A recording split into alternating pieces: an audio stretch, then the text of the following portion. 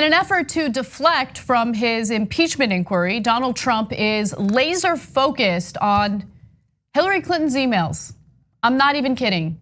That is what he's talking about. In fact, when he had a press conference alongside the president of Ukraine, Vladimir Zelensky, he was asked about it, and here's what he had to say.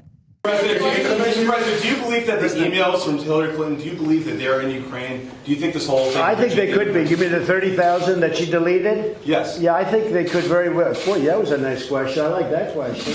Because frankly, I think that one of the great crimes committed is Hillary Clinton deleting 33,000 emails after Congress sends her a subpoena. Think of that. You can't even do that in a civil case. You can't get rid of evidence like that.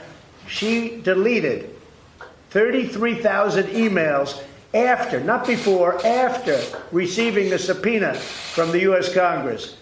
I mean, I've never heard. Now, she's done far worse than that, although I don't know how much worse it can be. It's corrupt government, because we have corruption also, Mr. President. We have a lot of corruption in our government. And when you see what happened with Hillary Clinton, when you see what happened with Comey and McCabe and all of these people, we have a lot of things going on here, too. Hopefully it's going to be found out very soon. But I think that a lot of progress has been made. A lot of progress has been made. So this has already been adjudicated. We all know this.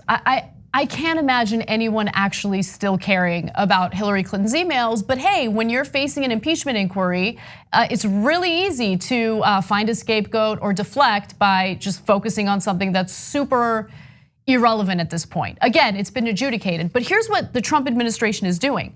They're going in and they're making some of those emails classified years after the fact. So emails that she had on her personal server are now retroactively being classified by William Barr and the Justice Department. So let me explain why they might be doing that and give you a couple more great comments, including Trump getting me to like something Hillary Clinton did.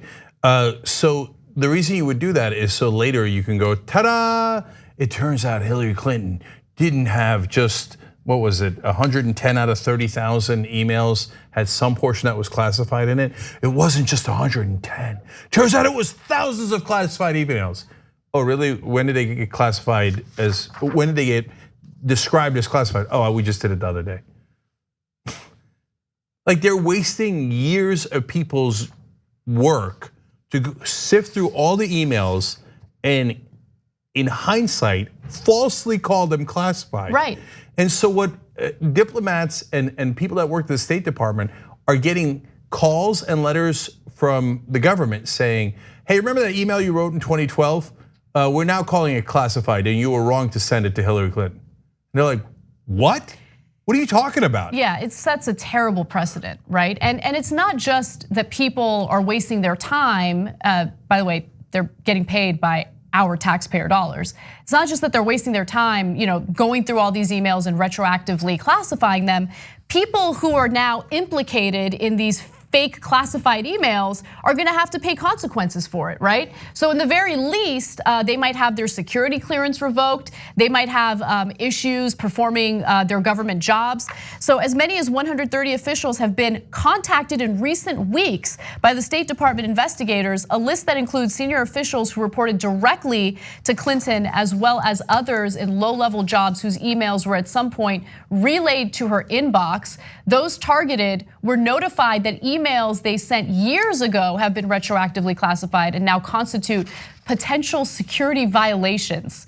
By the way, this investigation started 18 months ago, but there really wasn't much there, so it kind of just sat dormant.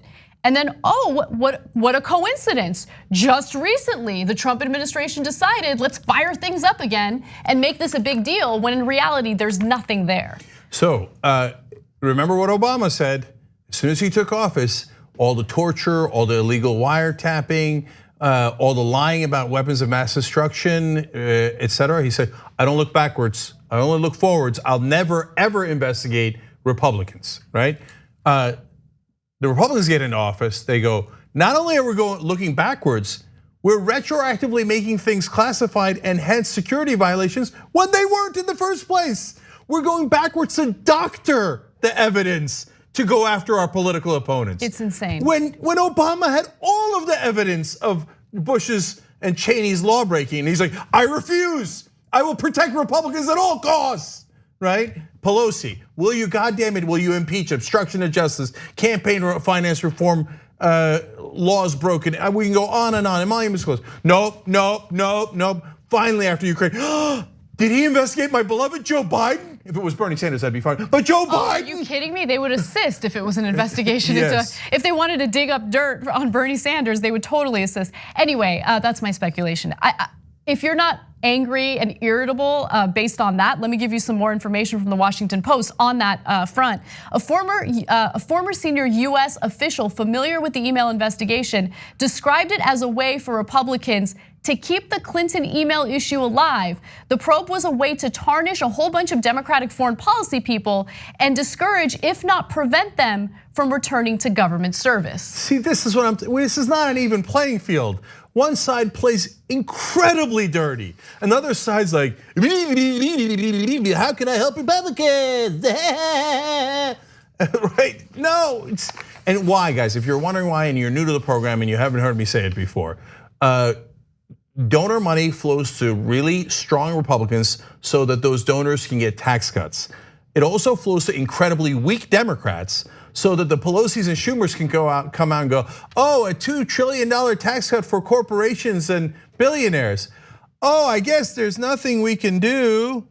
And if they need Democratic votes like they did for the Iraq war and Bush's tax cuts, which are even bigger than Trump's tax cuts, then you pull in Feinstein and Joe Biden and Hillary Clinton and John Kerry, and you pull all these people and they go, oh, there's nothing we could do. We had to go to war with Iraq. I mean, Dianne Feinstein's husband got a multi-$100 million contract, no bid contract after the Iraq war. There's nothing I could do. My husband had to make hundreds of millions of dollars. I had to vote with all of my donors, I mean Republicans. Right. So this is not an even playing field. But back to the clip you saw from Trump. He said, oh, what a good question, right? Hey, we should investigate those emails. The server might be in Ukraine. First of all, I never thought this would ever happen. Today, I liked an email from Hillary Clinton. Okay, no, I'm sorry. That's a funny Freudian slip. Yeah, email. Could you imagine? She's sending secret emails to the Young Turks. We finally got them. Okay. Oh my God, don't put ideas in his head. Who knows? No, I like the tweet by Hillary Clinton, which I never thought I would. She said, just in response, but my emails. Which is really funny. I mean, she's getting a little saucy out there. Like, well, yeah. Which, hey, I like that. That's good. That's I want you to do some jabbing, but my emails. Anyways, now, most importantly, is Hillary Clinton's server in Ukraine? Of course not. It's an insane conspiracy theory where George Soros, yeah, of course, had to be, right? The evil Jewish global elitist took Hillary Clinton's secret emails on our secret server and moved it to Ukraine. Why? It was in New York. By the way, we criticized her originally. So they made it into a thing that it's not. Right. But putting them on a secret server in her house in New York was a terrible idea. And we were clear and straightforward and honest about that from day one, much to the chagrin of the Democratic establishment. No, cover it up. No, we didn't, right? But did that server go from New York to Ukraine? Only lunatics think that, including the president. I'm glad you asked it. What a good question. Yeah, I think Soros did take the server and move it to Kiev. I think that's what he did. Yeah, that's it. And we're supposed to be having debates with this lunatic? Thanks for watching The Young Turks. Really appreciate it. Another way to show support is through YouTube memberships. You'll get to interact with us more. There's live chat emojis, badges. You've got emojis of me, Anna, John, JR. So those are super fun. But you also get playback of our exclusive member-only shows and specials right after they air. So all of that, all you gotta do is click that join button right underneath the video. Thank you.